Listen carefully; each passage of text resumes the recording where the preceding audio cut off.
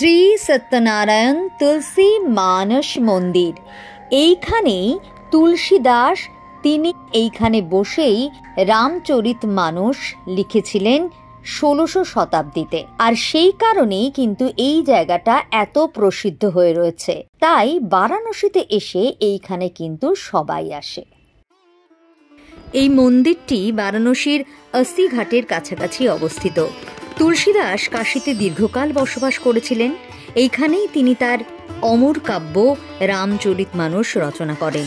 কথিত আছে এইখানে ভগবান শ্রীরাম তার দর্শন দিয়েছিলেন তুলসীদাসকে। মন্দিরটি মূলত শ্রীরামের উদ্দেশ্যে নিবেদিত, তবে এর প্রতিটি কোণে তুলসীদাসের স্মৃতি অম্লান রয়েছে। মন্দিরের মূল গর্ভগৃহে শ্রীরাম, সীতা, লক্ষ্মণ ও হনুমানের প্রতিমা প্রতিষ্ঠিত। তুলসীদাসের ব্যবহৃত কিছু বস্তু যেমন লেখার কলম, খাটিয়া, রাম নাম খচিত পুঁথি এখানে সংরক্ষিত রয়েছে। ভক্তরা বিশ্বাস করেন এখানেই তুলসীদাস হনুমান চাল্লিসা রচনা করেছিলেন।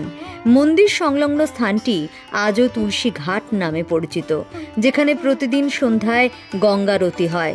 প্রতি বছর তুলসীদাসের জন্মজয়ন্তী শ্রাবণ মাসে এখানে বিশেষ উৎসব পালিত হয়। সব মিলিয়ে কাশীর তুলসী মন্দির শুধু ধর্মীয় নয়, সাহিত্যিক ও সাংস্কৃতিক ইতিহাসেরও অমূল্য কেন্দ্রবিন্দু।